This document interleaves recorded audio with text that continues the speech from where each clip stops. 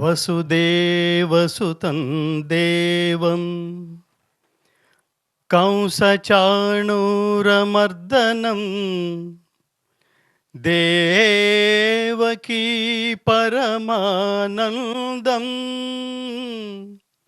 కృష్ణం వందే జగద్గురుం వందే నవఘనశ్యామం పీతకౌశేయవాససం సానందం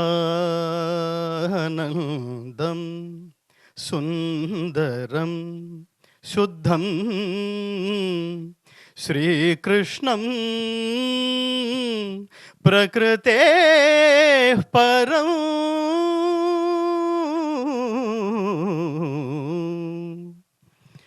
జై శ్రీకృష్ణ.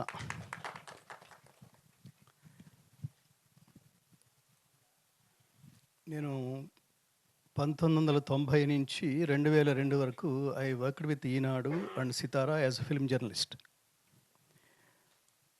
ఆ వెళుతున్న మార్గంలో ఎక్కడో అసంతృప్తి ఉండి, జీవితం అంటే ఈ లోకానికి సరదాగా వచ్చిపోవడం కాదు, తిరిగి ఏదో ఒకటి ఇచ్చిపోవడం అనేది ఎక్కడో ఒక పర్టికులర్ పాయింట్లో రియలైజ్ అయ్యి, సడన్గా ఈ ప్రపంచం నుంచి మనం మాయమైపోతే మన చుట్టూతో ఉన్న సమాజం, ఇంకా దాన్ని విస్తరిస్తే దేశం, ఇంకా విస్తరిస్తే ప్రపంచం, ఇది ఏదైనా మన గురించి మాట్లాడుకునే అవకాశం ఉందా అని బాగా ఆలోచిస్తున్నప్పుడు, ఇప్పటిదాకా నేను చేసింది ఉద్యోగానికి సద్యోగానికి తేడా ఏమిటంటే, ఎవరన్నా నీకు అవకాశం ఇస్తే ఆ అవకాశాన్ని నువ్వు సద్వినియోగం చేసుకుంటే, చేసుకున్నందుకు అవతలవాడు నీకు ఇంత అని ఇస్తే దాని పేరు జాబ్. వాడు ఇవ్వడం మానేస్తే మనం చేయడం మానేస్తాం. Job there ends. కానీ లక్ష్యం అంటే నీ నుంచి సమాజానికి ఏదైతే ప్రవహిస్తుందో వితౌట్ ఎక్స్పెక్టింగ్ ఎనీథింగ్, దాన్ని లక్ష్యం అంటాం. మహాత్మా గాంధీ, సుభాష్ చంద్రబోస్ వాళ్ళు చేసింది జాబ్ కాదు, సేవ, లక్ష్యం. అలా అనుకుంటున్నప్పుడు లక్ష్యం బలంగా ఏర్పడి, ఎప్పుడైతే మీరు సమాజం గురించి ఆలోచించడం ప్రారంభిస్తారో ప్రకృతి శక్తులన్నీ మీకు సహకరిస్తాయి మిత్రులారా. దానికేమి లాజిక్ కాదు. మనుషులు ఆలోచిస్తే లాజిక్, దేవుడు ఆలోచిస్తే బియాండ్ ది లాజిక్. ఊహించలేం మనం. ఆ మార్గంలో ఉన్నప్పుడు సరే, మీరేం చేశారు ఈ ప్రపంచానికి అంటే, మొత్తం ప్రపంచంలో భగవద్గీతలోని, అంటే భారతదేశం ప్రపంచానికి పంచిపెట్టిన జ్ఞాన సంబంధమైన ఆస్తి భగవద్గీత. భగవద్గీత గొప్పదనుకుంటే అది మనం చప్పట్లు కొట్టుకుంటే పెద్ద గొప్ప విషయం కాదేమో. భగవద్గీత చదవకపోతే, భగవద్గీత ఆలోచించకపోతే, భగవద్గీత ఆచరించకపోతే, భగవద్గీత ప్రచారం చేయకపోతే నీ జీవితమే వేస్ట్ అన్నవాళ్ళు ఎవరో తెలుసా మిత్రులారా? Edwin Arnold, max Muller, open hammer, warn Hastings, Einstein, Aldous Huxley, David ఫ్రాలే, అట్లా పాశ్చాత్యులు అసలు నీ దగ్గర ఉన్న పుస్తకం నువ్వు మిస్ అయిపోయి ప్రపంచం అంతా ఏమిటో తిరుగుతున్నావేమిటి అని అడిగాడు ఎడ్విన్ ఆర్నాల్డ్ మహాత్మా గాంధీని. మహాత్మా గాంధీకి 50 ఏళ్ళు దాటే వరకు భారతదేశంలో భగవద్గీత ఉందని తెలియదు ఆయనకి ది సాంగ్ సెలెస్టియల్ పేరుతో తను ట్రాన్స్లేట్ చేసిన పుస్తకాన్ని, భగవద్గీత గ్రంథాన్ని ఎప్పుడైతే మహాత్మా గాంధీకి అందజేశాడో ఆ క్షణం నుంచి ఆయన చదవటం ప్రారంభించాడు. అక్కడి నుంచి సర్వకాల సర్వావస్థలోనూ ఇంక నా చుట్టూతో ఎవరు లేకపోయినా పర్వాలేదు, ఇది ఒకటి ఉంటే చాలు. ఇవాళ సునీత విలియమ్స్ కూడా అదే మాట్లాడింది. నేను అంతరిక్షంలోకి వెళుతూ నాతో పాటు నేను వినాయకుడి విగ్రహం, రెండోది భగవద్గీత అని. వినాయకుడి విగ్రహం చూస్తే ధైర్యం వస్తుందనే భావన ఆవిడికి. భగవద్గీత చదివితే మన పక్కనే దేవుడు ఉన్నాడు, మన పక్కనే ఫ్రెండ్ ఉన్నాడు, మన పక్కనే ఫిలాసఫర్, వెల్ విషర్, వీళ్ళందరూ ఉన్నారని. అట్లా నేను ప్రపంచానికి అసలు భగవద్గీత ఎంతమంది చదువుతున్నారు, ఎంతమంది అర్థం చేసుకుంటున్నారు, ఎంతమంది ఆచరిస్తున్నారు అన్నది పెద్ద ప్రశ్నార్థకం అయితే, ఈ భగవద్గీత అసలు స్వప్రయత్నం లేకుండా ప్రపంచానికి చేర్చే మార్గం ఒకటి ఉంది. దాన్ని సంగీతంతో మిక్స్ చేసి కనుక ప్రపంచానికి వదిలిపెడితే, మీ ప్రయత్నం లేకుండానే మీరు కారులో కూర్చొని దాన్ని ప్లే చేస్తే, మీరు డెస్టినేషన్కి వెళ్ళే లోపల పిచ్చి పిచ్చి పాటలు ఏవో వినకుండా, పిచ్చి పిచ్చి స్టోరీలు ఏవో వినకుండా, రోజుకు ఒక చాప్టర్ కనుక మీరు మీరు మీరు ఆలోచిస్తే, మీరు వినడం ప్రారంభిస్తే తాత్పర్యంతో సహా, అసలు మీ డెస్టినీ మారిపోతుంది మిత్రులారా. దానికి ఉదాహరణ నేనే. ఈ దేశంలో కాదు, ఈ ప్రపంచంలో నేను ఒక్కడిని ఉదాహరణ. అది ఎలా చెప్పగలుగుతున్నానంటే, మొత్తం 700 శ్లోకాల్లో ఉన్న 700 శ్లోకాలు తెలుగు తాత్పర్య సహితంగా ఇప్పుడు ఇంగ్లీష్లో కూడా చేస్తున్నాం. మీరు కళ్ళు మూసుకుని వింటుంటే దర్శిస్తున్న అనుభూతి కలిగించే సౌండ్ టెక్నాలజీలో దాన్ని రికార్డ్ చేసి ప్రపంచానికి అందించిన ఈ దేశంలో పుట్టిన ఏకైక గాయకుడిని నేనే అని చెప్పడానికి గర్వపడతాను మిత్రులారా. సో ఆ మార్గం నేను జర్నీ చేస్తున్నప్పుడు ఇది ప్రపంచం అంతా చేరాలి. ప్రపంచంలో ఐడియాలజీ మంచి మార్గం, మంచి కర్మ, మంచి పని అంటే నీ కోసం చేసుకునేది కాదు, అది స్వార్థం. నీ నుంచి లోకానికి జరిగే ఉపకారం ఏదైతే ఉంటుందో మన జీవితం అంటే మనం ఉన్న కాలంలో ఉండటం కాదు మిత్రులారా, మనం లేని కాలంలో కూడా ప్రపంచం అంతా వీ మిస్డ్ హిమ్ అని నిరంతరం ఆలోచించటమే అది జీవితం. అట్లా ఒక రాముడు ఇవాళ లేకపోయినా మాట్లాడుకుంటున్నాం, కృష్ణుడు ఇవాళ లేకపోయినా మాట్లాడుకుంటున్నాం. రేపు ఈ ఐడియాలజీని కనుక మనం తర్వాత తరం వాళ్ళకి తెలియజేస్తే కొంతకాలం తర్వాత వాళ్ళ లేకపోయినా ప్రపంచం వాళ్ళ గురించి ఆలోచించే ఐడియాలజీ తల్లిదండ్రులు బిడ్డలకి ఇవ్వాలి అనే లక్ష్యంతో భగవద్గీతను ప్రపంచానికి తీసుకువెళ్ళే మార్గంలో ఉండగా ఒకరోజు ఫోన్ చేశాడు ఒకడు. నేను మిమ్మల్ని కలవచ్చా అని. ప్రతిరోజు మా భగవద్గీత ఫౌండేషన్కి నన్ను కలవడానికి చాలామంది వస్తుంటారు. నేను ఎల్లుండి చెప్తాను, ఇంకో 1 వీక్ తర్వాత చెప్తానని పట్టువదలని విక్రమార్కుల్లాగా అతను మొత్తానికి నన్ను పట్టుకున్నాడు. మా ఆఫీస్కి వచ్చాడు, నా ముందు కూర్చున్నాడు. అసలు ముందు మనకి ఇంగ్లీష్లో ఒక నోషన్ ఉంది, the character is index of your mind అని. అతను చూస్తే నాకేంటది అంటే ఒక కృష్ణుడే ఎంటర్ అయ్యాడా ఈ రూపంలో, ఒక జీన్స్ ప్యాంటు టీషర్ట్ వేసుకుని ఒక పాజిటివ్ పర్సన్ను నా ఛాంబర్లకు మా ఛాంబర్ అంతా అది గీతా మంత్రాల క్షేత్రంగా భావిస్తాం. మీరు ఏది సంకల్పించి అక్కడికి వస్తే, ఏది సంకల్పించడం ఏది పడితే అది కాదు, ధర్మ మార్గంలో ఏది సంకల్పిస్తే అక్కడికి వస్తే అది నెరవేరుతుంది అని. అతను వచ్చి నేను ఇలా డైరెక్టర్ని, నేను ఇలా హీరోని, నేను ఒక సినిమా చేస్తున్నాను, నాకు బ్యాక్గ్రౌండ్ ఏమీ లేదు. అతను ఇందాక మాట్లాడితే కూడా నాకు బ్యాక్గ్రౌండ్ ఏది లేదన్నాడు. అసలు దారుణం అది. చాలా పెద్ద వాళ్ళకి ఏం బ్యాక్గ్రౌండ్, చిరంజీవి గారికి బ్యాక్గ్రౌండ్ ఉందా? నువ్వు మాట్లాడాల్సింది ఏమిటంటే నీకు బ్యాక్గ్రౌండ్ ఉన్నారు ఎవరంటే పార్వతీ పరమేశ్వర్ లాంటి ఈ ప్రొడ్యూసర్స్, రైటర్స్. ఇంతకంటే బ్యాక్గ్రౌండ్ ఏంటయ్యా నీకు? నీ సంస్కారానికి ఇంటర్నెట్లో అన్నీ దొరుకుతాయి, సంస్కారం తప్ప. ఇతను మాట్లాడిన అరగంటలో ఆ సంస్కారాన్ని నేను చాలా ప్రస్ఫుటంగా చూశాను మిత్రులారా. నేను మరొకటి కూడా చెప్తున్నాను, జర్నీలో ఉండేవాడికే మైలురాయి తగులుతుంది, తపస్సులో ఉండేవాడికే దేవుడు ప్రత్యక్షం అవుతాడు. నిరంతరం ప్రయత్నం ఉండేవాడే ఎప్పటికైనా ఘన విజయం సాధిస్తాడు. అది మొదటి మెట్లోనే నువ్వు సాధించాలని మనస్ఫూర్తిగా నేను కోరుకుంటున్నా. ఇక్కడ ఈ పోస్టర్లో ఆ శివకేశవులకి భేదం లేని ఒక అద్వితీయమైన ఈ థాట్తో ముందుకు రావడం అంటే చిన్న విషయం కాదు, అది చిన్న విషయం కాదు.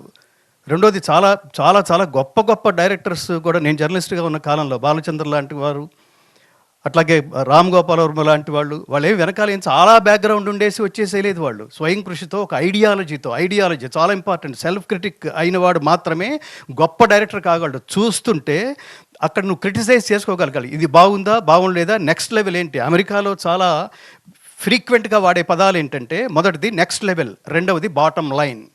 నెక్స్ట్ లెవెల్ అంటే అర్థం ఏంటంటే నిన్నలాగే వాళ్ళు ఉండకూడదు, always you have to gain knowledge. నిన్న ఎలా ఉన్నావు, ఇవాళ ఎలా ఉంటున్నావు. అసలు సినిమాకి ఈక్వేషనే లేదు మిత్రమా, ఈక్వేషనే లేదు. అప్పటి వరకు 5 పాటలు, 5 డ్యాన్సులు, 5 ఫైట్లు, అందులో జయమాలి డ్యాన్స్ కంపల్సరీ, లేదా సిల్క్ స్మిత్ డ్యాన్స్ కంపల్సరీ. ఇలా అనుకునే కమర్షియల్ సినిమాని నడ్డి విరక్కొట్టి సినిమా అంటే ఇది, సినిమా అంటే తపస్సు అని ప్రపంచానికి చూపించిన మహానుభావుడు కె విశ్వనాథ్ గారు. శంకరాభరణం, అద్వైత సిద్ధికి అమరత్వలబ్ధికి గానమే సోపానము, సత్వసాధనకు సత్యశోధనకు సంగీతమే ప్రాణము. ఎవడికి తెలుసయ్యా ఈ తెలుగు, ఎవడికి అవసరమా ఈ తెలుగు, ఎవడికి అర్థమవుతుందయ్యా ఈ తెలుగు అని అనుకునే రోజుల్లో రిక్షావాడు పాడుకున్నాడు ఈ పాటని. సినిమా అంటే కన్విక్షన్. ఏ సీన్ అయితే అనుకుంటున్నావో, ఏ డైలాగ్ అయితే అనుకుంటున్నావో అది జనాల్లోకి వెళుతుందా అనే ఆత్మసాక్షాత్కారంతో ఎప్పుడైతే నువ్వు పరిశోధన ప్రారంభించావో, అర్జెంట్ అని దాన్ని నీలోకి నువ్వు తొంగి చూసి దాన్ని వండే పద్ధతి ఏదైతే ఉంటుందో, నువ్వు అందులోంచి బయటకు వచ్చేసి ఇది జనాలకు నచ్చుతుందా, ఇది జనాలకు నచ్చదా, ఇది క్లాసా, ఇది మాసా. అసలు సినిమాకి ఆ ఎల్లలే లేవు, క్లాసు లేదు, మాసు లేదు. శంకరాభరణం ఏమిటి, మా చోటా సోదరుడు వారున్నప్పుడు, నేను జర్నలిస్ట్గా ఉన్నప్పుడు, అమ్మ రాజీనామాది ఒక పొయెట్. నిజానికి వీళ్ళందరూ నిన్ను బ్లస్ చేయగలిగిన వాళ్ళు. అతను ఏది చోటాకే నాయుడు నాలుగు ఎంత షార్ప్గా ఉంటుంది అతను ఎప్పుడు నెగిటివ్ ఆలోచించడు. అతను ఏది అనుకుంటాడో అదే మాట్లాడతాడు. లోపల కూడా పెట్టుకుని బయట కూడా మాట్లాడడం, ఎవడు కనిపిస్తే వాడిని తన అవకాశం కోసం ఫుల్ ఆర్కెస్ట్రా పెట్టి వాయించేయడం, మీరు అంత వాళ్ళు ఇంత వాళ్ళని, అది లేదు అతనికి. సో అలాంటి వాడు తన విలువైన సమయాన్ని నిన్ను బ్లెస్ చేయడానికి వచ్చాడంటే it's is the greatest blessing. అలాగే ఇందాక అనిల్ గారు ఈ సినిమా రచయిత, ఆయనతో మాట్లాడుతున్నప్పుడు అసలు ఎంత సంస్కారం. గీత గొప్ప మాట చెప్తుంది, అనుద్వేగకరం వాక్యం సత్యం ప్రియహితం చేయత్ స్వాధ్యాయాభ్యసనం చేయవ వాంగ్మయం తప ఉచ్యతే. భగవద్గీత. అసలు భగవద్గీత చదివితే శిలలాగా ఉన్న మనిషి అందమైన శిల్పంలాగా మారి తీరాల్సిందే. భగవద్గీత ఇది ideology of lord Shri Krishna. Bhagavad Gita is the greatest ideology of our country. అది తెలియక దాన్ని ఏదో పాపం వృద్ధాప్యపు సబ్జెక్ట్ అనుకుని, అదే రిటైర్మెంట్ సబ్జెక్ట్ అనుకుని అలా చేశారు. అది బాల్య దశ నుంచే నేర్చుకుంటే అసలు తల్లిదండ్రులకి పిల్లలకి మధ్య గ్యాప్, పిల్లలు తల్లిదండ్రులకి ఎంత రెస్పెక్ట్ ఇస్తున్నారో తెలియని పరిస్థితిలో ఉన్నాం. అలాంటిది నువ్వు చాలా సంస్కారవంతుడు అయ్యా. నీకు మొదట మైక్ ఇవ్వగానే ముందు మా నాన్నగారిని ఆహ్వానిస్తున్నావు, నాన్నని పక్కన పెట్టుకుని నువ్వు మాట్లాడిన మొదటి మాట ఉందే, ఇట్ విల్ సేవ్ యూ రక్షంతి పుణ్యాని పురాకృత అని. నీ జీవితం మొత్తం నిరంతరం సక్సెస్లు. ఎవడి ఆశీస్సులతో సంబంధం లేదు, తల్లిదండ్రుల ఆశీస్సులు ఉంటే చాలు. అలాంటి తండ్రిని నువ్వు గుర్తుపెట్టుకుని అట్లా పక్కకి తీసుకుని నువ్వు అంత ప్రేమ చూపించావు చూడు, అది నీకు ఈ సినిమా సక్సెస్కి అది ప్రధానమైన కారణంగా నేను భావిస్తున్నా. అట్లాగే కృష్ణ లీల, చిన్న చిన్న పదాలే. అసలు భారతదేశం ఏంటో కొట్టుకుపోతుంది. డబ్బు రావడం ఎలా, డబ్బు సంపాదించడం ఎలా, ఎలాంటి మార్గంలో అయినా ఈజీ మనీ సంపాదించడం ఎలా, ప్రపంచం అంతా అలా ఉంది. చాలా విలువైన వేదిక కాబట్టి నేను ఒక 5 నిమిషాలు ఎక్స్ట్రా తీసుకుని చెప్తున్నాను. చాలా విలువైన వేదిక ఇది. ఎందుకంటే సినిమా వేదిక చిన్న విషయం కాదు. ఆత్మహత్యలు చేసుకునే వాళ్ళని అందులోంచి బయటికి తీసుకొచ్చి గొప్ప మా దేహం ఉంది, ప్రాణం ఉంది, నెత్తురుంది, సత్తు ఉంది, ఇంతకన్నా సైన్యముండునా సీతారామశాస్త్రి గారి పాట విని ఒకడు బతికాడు. అగాధమౌ జలనిధిలోన ఆణిముత్యమున్నట్టులే శోకాల మరుగున దాగి సుఖమున్నదిలే, ఏదీ తనంత తానై నీ దరికి రాదు, శోధించి సాధించాలి అది ఏ ధీరగుణం. మహాకవి శ్రీశ్రీ ఒకడు ఆత్మహత్య నుంచి విరమింపు చేసింది. అంతటి ఈ విలువైన స్టేజీని జస్ట్ ఎంటర్టైన్మెంట్ కోసం కాకుండా ఎన్లైటైన్మెంట్ కూడా. ఎంటర్టైన్మెంట్ అంటే దానికి మీరు చూడండి, ఎంటర్టైన్మెంట్కి ఎప్పుడు ఎక్స్పైరీ డేట్ ఉంటుంది. ఒకప్పుడు చాలా గొప్ప సినిమా అన్నాం, ఇప్పుడు లేదు అది. ఒకప్పుడు అద్భుతమైన సినిమాని 100 రోజులు చూసాం, ఇప్పుడు దాన్ని ఎవడు చూడడానికి అంటే ఎక్స్పైర్ అయిపోయింది అది. కానీ ఎప్పటికీ ఎక్స్పైర్ డేట్ లేని సబ్జెక్ట్స్ కొన్ని ఉంటాయి. ఉదాహరణకి మాయాబజారు, వాటిలో ఆత్మ వేరు, వాటి టచ్ వేరు. మరో చరిత్ర ఇవాల్టికి, అమ్మరాజీనామా ఇవాల్టికి, అలాగే చిరంజీవి గారు రుద్రవీణ ఇవాల్టికి. అంటే మనం కోరుకునేది ఏంటంటే ఆల్ టైమ్ హిట్స్ కాదు, ఆల్ టైమ్ హిట్స్. ఈ సినిమా అలా మారబోతోందని నాకు చాలా స్పష్టంగా అనిపిస్తోంది మిత్రమా. కృష్ణ లీల, చిన్న పదం, ఆ కృష్ణ శబ్దం తెలుసుకోవాలి. దాని అర్థం ఊరికే Krishna, it's not a title. Krish అనే పదానికి, క్రిష్ అనేది ధాతువు, క్రిష్ అనే పదానికి అర్థం ఆకర్షించుట అని అర్థం. అణ అనేది ఆనందవాచకం, రెండు కలిపితే కృష్ణ అయింది. ఆకర్షించి ఆనందం ఇస్తున్నాడు ఎవరు? కృష్ణుడు. ఆకర్షించి ఏం ఆనందం ఇస్తున్నాడంటే ఉత్తమ జీవితం గడపటం ఎలా. ఉత్తమ జీవితం గడపడం అంటే ఒకడు ముందుకెళ్ళిపోతే సక్సెస్ వల్ల ఎంజాయ్ చేసి చప్పట్లు కొట్టడం కాదు. వాడికి సినిమాలు లేకపోయినా, వాడు రిటైర్ అయిపోయినా కూడా జనాలందరూ వాడి గురించే మాట్లాడుకుంటారు. ఒక జగద్గురు ఆదిశంకరాచార్య, వ్యాస భగవానుడు, కృష్ణుడు. సో ఆ మార్గంలో అట్లాంటి ఐడియాలజీతో నాతో అరగంట మాట్లాడి తను రికార్డ్ చేసిన పాటలు వినిపించాడు. ఆ పాటల్లో సాహిత్యం, సంగీతం ఎంత ట్రెండీగా ఉందంటే, నేనేదో ఈ డ్రెస్ వేసుకున్నాను కాబట్టి అట్లా ఏదో చేదస్తమైన పాటలు వినిపిస్తేనే ఆయన ఆనందిస్తాడు అని కాదు మిత్రులారా. ఆ సినిమాలో పాటలన్నీ వినిపిస్తే ఆ సాహిత్యానికి, అతనున్న అభిరుచికి, టేస్ట్కి నేను అసలు నిజంగా హ్యాట్స్ ఆఫ్ అనుకున్నా. సో కాబట్టి ఆ కృష్ణుడి శబ్దం అది ఆనందం అంటే శాశ్వతానందమయ స్థితి అయిన మోక్షం ఇవ్వగలిగే ఒకే ఒక్క దేవత కృష్ణుడు. అలాగే ఆ పక్కన లీల అని ఉంది. ఏంటి అసలు లీల అనే పదానికి అర్థం ఏంటి? మనిషి చేసే పని పేరు కర్మ అంటారు, దేవుడు చేసే పని పేరు లీల అంటారు. మనిషి చేసే కర్మకి మనం ఎక్స్పెక్టేషన్, తిరిగి ఏదో పొందాలని మనం అనుకుంటాం. కానీ పరమాత్మ చేసే పనికి, ఆ లీలకి ఆయనేం పొందదగింది కానీ పొందవలసింది కానీ ఏమీ లేదు. కానీ కర్మను ఆచరిస్తున్నాడు. ఎలా ఆచరిస్తున్నాడంటే లోకానంతా మంచి మార్గంలో ప్రవేశపెట్టడానికి. కాస్త ఇమేజ్ వస్తే ఇవాళ ఆ ఇమేజ్ని బెట్టింగ్ యాప్స్ కోసం ఖర్చు పెట్టి ఎన్నో వందల మంది, వేల మంది ఆత్మహత్యలు చేసుకునే వాళ్ళ కుటుంబాలు ఏమైపోయినా పర్వాలేదు, మనం మాత్రం కార్లు కొనుక్కుందాం, విలాసవంతమైన జీవితం గడుపుదాం అనుకుంటే అక్రమంగా సంపాదించే ఆస్తితో, నువ్వు కొనుక్కునే బియ్యంతో, అది వండుకునే ఆహారంతో నువ్వు సంపూర్ణమైన ఆరోగ్యం పొందలేవు. ఇది ప్రపంచానికి చెప్పాలి. ధర్మం ధర్మం ధర్మం అనే చెప్తుంది. కాబట్టి ఈ సినిమా తన ఐడియాలజీ, నేను అర్థం చేసుకున్న ఐడియాలజీ ఏంటంటే, ఖచ్చితంగా ఇవాళ ట్రెండ్కి ఏదైతే జనాలందరూ ఒక సూపర్ హిట్ సినిమా అని, ఒక థ్రిల్లింగ్ సినిమా అని, అసలు నాకు బాగా నచ్చింది ఏంటంటే ఈ కృష్ణలీల అని పెట్టి అతను ఇంకొక మాట కూడా అన్నాడు. అతని ఏజ్కి అతను ఆలోచించిన డెప్త్ ఆఫ్ థాట్ ఏంటంటే, ఇది పునర్జన్మకి రిలేటెడ్గా ఉండే లవ్ స్టోరీ అన్నాడు. చాలా గొప్ప మాట అది. ఇవాళ అసలు మన టీవీలు చూస్తున్నా, వాటిలో ఏమంటారు, వాట్సాప్లు చూస్తున్నా, యూట్యూబ్లు చూస్తున్నా, ఫేస్బుక్లు చూస్తున్నా, అసలు జన్మే లేదు. నువ్వు ఎంజాయ్ చేసినా, నువ్వు బాధపడ్డా ఇదే జన్మ, కుమ్మే నీ ఇష్టం వచ్చినట్టు విచ్చలవిడి ఎక్స్ట్రసీ అలా చెప్తున్నారు చాలామంది. అంటే ఏ సిద్ధాంతంతో చెప్తున్నారో, అసలు ఏ ప్రాతిపదికను చెప్తున్నారో, ఆధారంతో చెప్తున్నారో మనకు అర్థం కాదు. భగవద్గీత చెప్తోంది, శరీరం యదవాప్నోతి యచ్చాప్యుత్క్రామతీశ్వర గృహీత్వైతాని సంయాతి వాయుర్గంధా నివాసయాత్. ఒక శ్లోకంలో శ్రీకృష్ణుడు. మరో శ్లోకంలో నువ్వు అంత్యకాలంలో ఏదైతే ఆలోచిస్తూ బలంగా ఆలోచిస్తూ వెళ్ళిపోతావో, తర్వాత జన్మ సినిమా లాగానే ఫస్ట్ హాఫ్ ఎక్కడైతే ఆగిపోతుందో సెకండ్ హాఫ్ అక్కడి నుంచి స్టార్ట్ అవుతుంది. జీవితం కూడా అంతే. ఈ జన్మ మనం చాలిస్తున్నామంటే మనం ఏం భయపడక్కర్లేదు.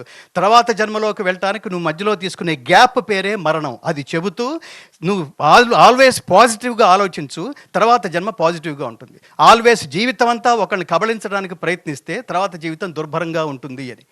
సో ఇంత లోతుల్లోకి ఆ సబ్జెక్టుకి వెళ్ళి పునర్జన్మ సిద్ధాంతాన్ని ధృవీకరించే భగవద్గీత మార్గంలో ఇతను ఆలోచించి దాన్ని మోడర్న్ సొసైటీకి ఎలా తెలియజేయాలో అతను చేస్తున్న ప్రయత్నానికి అసలు ఇంకొకటి మిత్రుడా, నమే భక్త ప్రణశ్యతి అంటాడు కృష్ణుడు. అంటే కృష్ణ శబ్దంతో ఉన్నది, కృష్ణ శబ్దం అంటే దాన్ని స్ఫూర్తిగా తీసుకున్నది ఏ సినిమా ఫ్లాప్ అవటం నా జీవితంలో చూడలేదు. అవన్నీ ఘన విజయాలే సాధించినాయి. ఉదాహరణకి కార్తికేయుడు ఇక్కడ ఉన్నాడు. వీళ్ళందరూ కూడా నాకెవరు లేరని ఎప్పుడు అనుకో. అతను దూరం నుంచి ఆల్ ది వే అక్కడి నుంచి వచ్చి నేను బ్లెస్ చేయడానికి వచ్చాడంటే దాదాపుగా కృష్ణుడు అంశ ఏదో నిన్ను బ్లెస్ చేయడానికి వచ్చినట్టుగానే భావించాలి. ఎందుకంటే ఈ జనరేషన్, ఈ మోడర్న్ జనరేషన్ జనాలు నీలో నాకు నచ్చింది ఇంకొకటి, జనాల బలహీనతల్ని క్యాష్ చేసుకునే ప్రయత్నంలో నువ్వు ఇండస్ట్రీకి రాలేదు. జనాల బలాల్ని, ఐడియాలజీని జనాలకి తిరిగి అందించడం, నువ్వు ఇదిరా అని చూపించడానికి నువ్వు ఇండస్ట్రీకి వచ్చినట్టుగా నేను ఫీల్ అయ్యాను. సో అట్లాంటి మార్గంలో తను ఈ కార్తికేయ పేరుతో నేను టీవీలో చూడడం జరిగింది. ఈ జనరేషన్ వాళ్ళు ఆ సబ్జెక్ట్ వింటుంటే ఇది అద్భుతం అని ఎలా డిసైడ్ చేయగలిగారు? ఇది చాలా చేదస్తామని, ఇది రిటైర్మెంట్ సబ్జెక్ట్, కృష్ణుడు అన్నాడు, రాముడు, మన జనరేషన్ కాదు అన్నాడు అనుకోండి, అది పోయింది, ఇంకా సమాజంలోకి రాదు అది. అలా రావాలంటే నేనేమంటానంటే సంస్కారము, పూర్వజన్మ సుకృతము ఉండాలి. వాటికి లాజిక్ ఏముండదు. ఒక సినిమా అద్భుతంగా తీస్తాడు, చాలా పెద్ద హీరో సినిమా, అదే సమయంలో కార్తికేయ ఏదో రిలీజ్ అయింది, ఇది హిట్, అది ఫ్లాప్. ఎలా డిసైడ్ చేస్తావు ఏది పెద్ద సినిమా, ఏది చిన్న సినిమా? కాబట్టి నీది చిన్న సినిమా అనుకోవడానికి కూడా వీల్లేదు. ఆత్మశుద్ధిగా నువ్వు చేస్తున్న ఈ సినిమా దేవన్ నీ పేరులాగానే, ఏదో గాంధీ పేరు చెప్పి వాడికి గాంధీ అభిమాని వాడేవాడో గాంధీ షాప్ ఓపెన్ చేశాడు. అట్లా కాకుండా దేవన్ కృష్ణలీల అని పెట్టుకుని దేవన్ అనే ఈ హీరో భవిష్యత్తులో చాలా గొప్ప దర్శకుడై ఇన్ ఫ్యూచర్ ఇండస్ట్రీ అంతా మాట్లాడుకునే రోజు ఈ సినిమా ద్వారా అతి త్వరలో నీ సమక్షంలో చేరాలని నేను పరమేశ్వరుని హృదయపూర్తిగా నేను ఆహ్వానిస్తూ, నన్ను ఆహ్వానించినందుకు కూడా ఈ ప్రొడ్యూసర్ జ్యోత్స్న గారికి, బంగారు తల్లి, ఆయన రచయిత, మీరు స్క్రీన్ ప్లే, ఆయన స్క్రీన్ ప్లే డైరెక్షను, మీరు రచయిత, డైలాగ్స్, స్టోరీ. సో ఇంత అంటే మంచికి వెతుక్కుంటూ వస్తారండి. మనకి ఈ సిద్ధాంతం ఎలా ఉంటుందంటే, సముద్రంలో మీకు నత్తగొల్లలన్నీ ఒక చోట చేరుతాయి, ఆల్ చెప్పులన్నీ ఒక చోట చేరుతాయి, ముత్యాలన్నీ ఒక చోట చేరుతాయి, పగడాలన్నీ ఒక చోట చేరుతాయి, షార్కులన్నీ ఒక చోట చేరుతాయి. ఏ గ్రూప్ ఆ గ్రూపే. నేను ఎప్పుడు చెప్తుంటాను, స్నేహితుల్లో 3 రకాలు. ఒకళ్ళు క్లాస్మేట్లు, రెండో వాళ్ళు గ్లాస్మేట్లు, మూడో వాళ్ళు సోల్మేట్స్. ఇక్కడ నీకు దొరికిన వాళ్ళు, బ్లస్ చేయడానికి వచ్చిన వీళ్ళందరూ కూడా నీకు సోల్మేట్స్. నీకు చాలా అద్భుతమైన భవిష్యత్తునిచ్చే ఒక గొప్ప మార్గం. నిన్నే నాకు ఎందుకో కించిత్ కాస్త కోపంగా ఉంది. కృష్ణలీల అనే అంత టైటిల్ పెట్టి, కృష్ణ అనే శబ్దం పెట్టి బొట్టు లేకుండా రావడం ఎంత ధైర్యం నీకు? సార్ నాకు ఇక్కడికి వస్తే గానీ నాకు అసలు ఏ వివరం కూడా తెలియలేదు. వచ్చిన తర్వాత కూడా వెంటనే నువ్వు అవకాశం దొరకలేదు సార్. నాకు వచ్చేదాకా టైటిల్ కూడా తెలియదు సార్. కాబట్టి దేవన్కి ఆయన భవిష్యత్తుకి అతన్ని నమ్ముకుని ఇతని మీద పెడితే మనకేమిటి, ఎంత ఆలోచన చూడండి, ఇతని మీద పెడితే మనకేమిటి అనుకోకుండా ఒక ప్రొడ్యూసర్ ముందుకు వచ్చారంటే అతని స్టోరీని ఎంత అద్భుతంగా కన్విన్స్ చేసి ఉంటాడు. ఎంత అద్భుతంగా కన్విన్స్ చేశాడో అంత అద్భుతంగా అది తెరకెక్కుతుందనే నమ్మకం నాకు 200% ఉంది. అట్లా మీ అందరూ ఆనందంగా ఉండి భవిష్యత్తులో ఈ సినిమా పరిశ్రమ ద్వారా గొప్ప గొప్ప డైరెక్టర్స్ ఎవరైతే ఉన్నారో ఆ మార్గంలో మీరు కూడా అంత కీర్తి ఖ్యాతులు మీరు గడించాలని మనస్ఫూర్తిగా కోరుకుంటూ, యత్ర యోగేశ్వర కృష్ణో యత్ర పార్థో ధనుర్ధర తత్ర శ్రీ విజయోభూతి ధ్రువాని తిర్మమ. కృష్ణుడు ఆశీస్ ఎక్కడైతే ఉంటుందో అక్కడ సంపద, విజయము, ఐశ్వర్యము, స్థిరమైన నీతి ఉంటుందని నేను హృదయపూర్తిగా కోరుకుంటూ జై శ్రీకృష్ణ. జై Shri Krishna. Thank you so much sir.